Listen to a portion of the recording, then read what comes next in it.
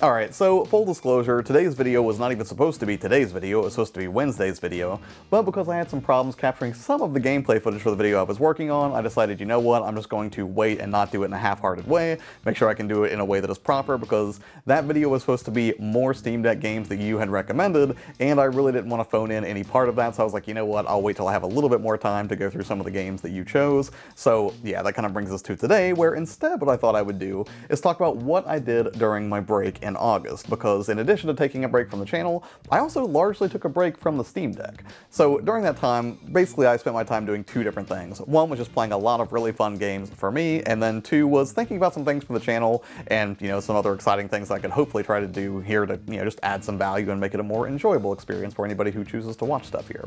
So with that in mind, what I wanted to do today is kind of do a reverse mullet on this, I guess. Talk about the fun stuff I did first, then a little bit of channel update stuff at the back. So all that being said, the first game that I really sunk my teeth into was Silent Hill 1.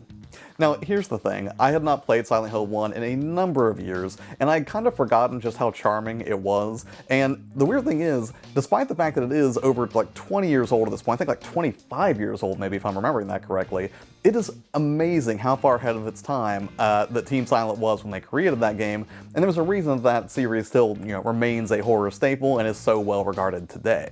And I kind of assumed that because everybody loves Silent Hill 2, right, even I personally think Silent Hill 2 is, you know, the greatest horror game that's ever been made, Silent Hill 1 definitely shouldn't be dismissed, and firing it back up on an emulator to really play all the way through it again, I have to say there were just so many interesting decisions they made, whether it was the camera angles they were at play or how they used fog, even though technically that was hiding some system limitations at the time, to just really how they were able to establish an entire horror vibe without relying exclusively on jump scares. There are a few jump scares in Silent Hill 1, but, you know, they're kind of few and far between, and I would not say they comprise the bulk of the experience that makes it a horrific game to play.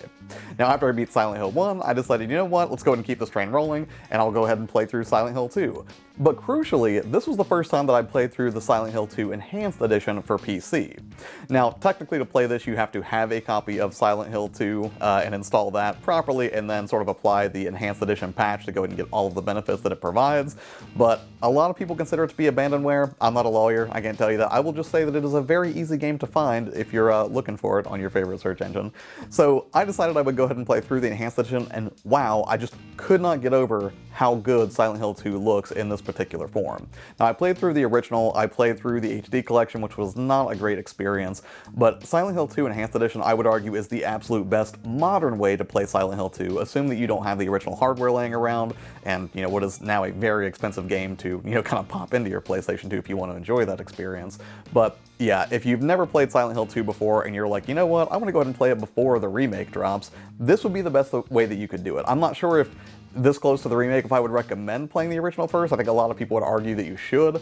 Personally, as somebody who really enjoyed the original, it was very easy for me to just, you know, jump in and play it for probably like the dozenth time or whatever. But if you're completely new to it, I would say this is the best way to play, again, assuming you don't want to just wait for the remake proper and kind of see what Silent Hill 2 is all about. But nonetheless, had a great time playing back through that and just sort of chilling out with it. Now, outside the world of horror, mostly, we'll kind of come back to that in a minute, but I also spent a lot of time playing Remnant 2. Now, I had not played the original Remnant. You can play the original Remnant on the Steam Deck, as I recall, and I believe Remnant 2 is also Steam Deck verified, but I got it for the PlayStation 5 and actually been spending a fair amount of time playing through with my dad. If you're not familiar, it is essentially Dark Souls with guns, and as the story goes, I didn't get very invested in the story. It wasn't really important to me that I enjoy the story of Remnant 2. Rather, I was just excited at the idea of just having some tiny plausible reason to be sent to a range of different realms where you have a ton of different enemies to deal with, exciting boss fights, and mechanics that are just really fun to mess around with. It's very much an RPG in the vein of something like, you know, Dark Souls or Bloodborne, but I would say that it's maybe not quite as densely packed in terms of the stats that you have to manage and the gear that you can equip. It's not the most approachable game that I've played in this vein, but it's also not, you know, so overwhelmingly difficult that you're going to have a hard time with it either. If you've ever played a third-person shooter before, or you like any kind of game that even has light RPG mechanics, I would highly recommend that you check out Remnant 2. You do not have to have played the original to enjoy Remnant 2. I certainly didn't, and I'm having a blast with it, but yeah, it's an incredibly polished game, and I think it's really just going to be like kind of a, I don't want to say, I mean, it's not going to be a dark horse candidate for Game of the Year or anything, but I think it will definitely, you know, end up being one of those games that you would call a hidden gem years down the road. So Remnant 2 was a whole lot of fun, and again, just kind of fun that I could kind of play and enjoy that with my dad. Now, a much stronger RPG that I got into, and I'd never played an RPG of this type, everybody's going bonkers for this game right now, probably not surprising, Baldur's Gate 3. Now for Baldur's Gate 3, I did start my own campaign and just, kind of to get a feel for it, and I did play this on the Steam Deck a little bit before switching to the desktop rig back here, but this game is so incredibly dense, and it's unlike any other RPG that I've ever played before. It's essentially just a D&D simulator. That really is what it is. Like, I actually have a group of friends that I play D&D with periodically, and I'm not like a D&D expert by any stretch of the imagination, but I've really enjoyed just the experience of kind of going through that, my friends, the DM and everything. And I was not expecting just how literally so many of the concepts that you would have from Dungeons & Dragons would just sort of translate directly to the gameplay loop of Baldur's Gate 3. Again, had never played a Baldur's Gate game before or anything like that, and I have to say, it is staggeringly polished for what it is. Not entirely bug-free, but I will say that just the sheer amount of things that you can do in it is completely overwhelming, in a good way. Not in a bad way where it's like, you're gonna have, just tons and tons of trouble getting into it. Just be aware that it is a more slowly paced game, right? It's not like an action RPG, it really is just, you taking turns and considering like, what you're gonna spend your action point on for that turn, or, what's the correct bonus action to take, if you're in the middle of a combat scenario or something like that. But I just can't get over the visuals, the music, the voice acting, just about everything I've seen about this game so far is top-notch, and it's so good that I have zero desire to really rush through it in the single-player campaign at all. In fact, I actually have a campaign going with a couple of friends right now, and we're playing once, I would say, every couple of weeks, and even playing for like 4 or 5 hours, right, if we can really dedicate a chunk of time to it, it feels like we don't make a ton of progress in like, just the conventional way that you would expect in a video game, but I'm also 100% at peace with that because honestly, this is a game that you should savor and enjoy. You should not rush to roll credits on this game, in my opinion. Every time you jump in, it feels like you're on a completely unique adventure, and, it may not be that every single time that you play, you're gonna down like some, crazy boss, unlock a ton of lore. It might just be something simple, right? You might just be doing a simple quest for some random villager that you run into, but again, I can't stress enough just like the sheer amount of build flexibility you have, the opportunity to just have these just really wow in-your-face moments that, you kind of share with friends who are also really into gaming. Baldur's Gate 3 is absolutely top-notch, and I would say if you can play it, anywhere at all, you should check this game out, whether it's on the Steam Deck, PS5, PC. I think PS5 might be a little bit buggy right now, but yeah, I've had a tremendous time with it, and I would really like to do a dedicated video on it, but I'm going to hold off for a few months until I've really gotten more into the experience and maybe gotten closer to like 100 hours under my belt or something before I'm really going to go all in on making a video for that. But by far, the game that got the lion's share of my time in August and is continuing to get the lion's share of my gaming time whenever I'm just, kind of chilling out, having some fun for myself, is Dead by Daylight. Now, I originally played Dead by Daylight back in, I want to say, 2016, 2017, back when it was probably at the peak of its popularity, and it just sort of got away from me, right? I had friends who enjoyed it back then, but then they, just kind of, went on to play other things. But I was like, you know what, let's go back and see how Dead by Daylight is in 2023, and wow, it is absolutely exceptional, and I've gotten completely obsessed with it.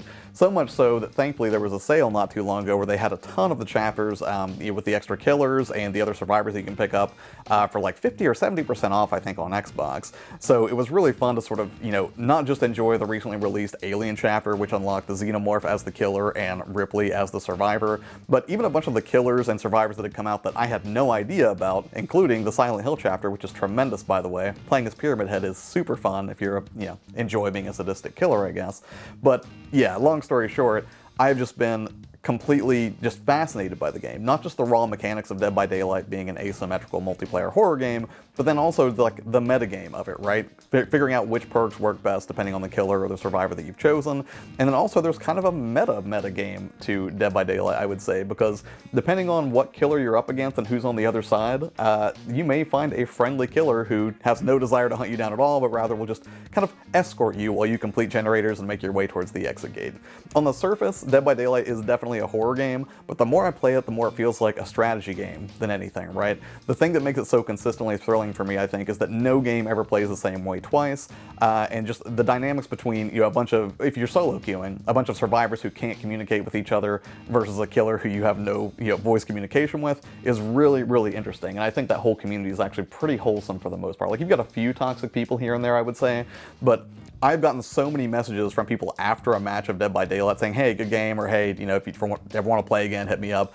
Like, it's just an experience that I haven't seen in a multiplayer game in a really long time, and I'm really really glad that I came back to it. And honestly, at some point, I should make a dedicated Dead by Daylight video, but for now, just know that, you know, if you've never played it before, or if you played it at one point, and you're like, is it still good, or is it worth returning to? Yes, it 100% is. So that was kind of how I spent my downtime, just kind of relaxing and unwinding with just like a range of like old favorites or rediscovering games in the case of Dead by Daylight. But I also spent a lot of the time, you know, in August when I was kind of taking a break from the channel and from the Steam Deck entirely, also thinking about what I would do with the channel. So even though I wasn't, you know, kind of on the production grind of like pushing out videos constantly and, you know, just filming and editing all the time, I was spending some time thinking about what else I'd want to do. Also, I should point out, I did get contacted by, I'm gonna mess up this name, I think it's Arzopa?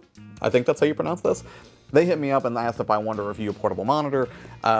I said that was fine because I was actually kind of thinking about buying one anyway, so that kind of worked out well. But they did not give me a big bag of Scrooge McDuck money to make a video for this monitor or anything. It was just something that I was personally interested to explore and see how well it would work with the Steam Deck, so I will have to make a video on that at some point, or you know, they're probably going to get really mad at me since they did send me a monitor and everything. But beyond that, I also just thought a lot about, you know, making more videos in this vein, kind of off the cuff. Some of you had commented saying, hey, you don't have to talk about video games exclusively all the time. Yeah, some of you said that you would like to see things like editing workflows, or, you know, just kind of more, you know, relaxed videos like this that I guess are more conversational in tone, where I just kind of talk about, you know, what I've been doing behind the scenes. And that's fine. I like the idea of doing those, but I would probably only do them like once every few months. I don't think I would do it constantly, because I think at that point I'd kind of be, you know, betraying the subscriber base, right? Because if people come here for Steam Deck information, or, you know, Steam, you know, video games that they should be checking out and that kind of thing, I think I probably should stick to that. Because if I just did like 6 videos in a row, like, hey, here's what my life's like, I think that would be kind of a shock to people. Maybe not, I mean, it might be fine for some existing subscribers, but I think if somebody's new and they stumble across the channel, they would probably be like, yeah, who's this weirdo? I don't care what you have for breakfast. But yeah, so anyways, that is how I spent my break, and, you know, a couple of light updates on some content that's coming down the pike. I will still be doing the video about you know, games that you recommended. I've been playing through a few of those, actually. I did spend some time with those, I will say, over the past couple of weeks, and that's been a whole lot of fun. Also, you know, Halloween right around the corner, working on some scary stuff coming up for that, including probably a dedicated video on the Silent Hill 2 Enhanced Edition, just because it was, again, a tremendous experience. And then finally, also, predictably, be doing a video this Wednesday, maybe Thursday, based on the setbacks that I had, about the games that are coming out in October for Steam, so something to look forward to. As always, thanks so much for your time, and, you know, watching the videos here, it really means a lot to me. If you have any questions or comments or feedback about the channel or anything you'd like to see, please let me know in the comments below. As always, have a tremendous day, and I'll see you on the next one. Bye.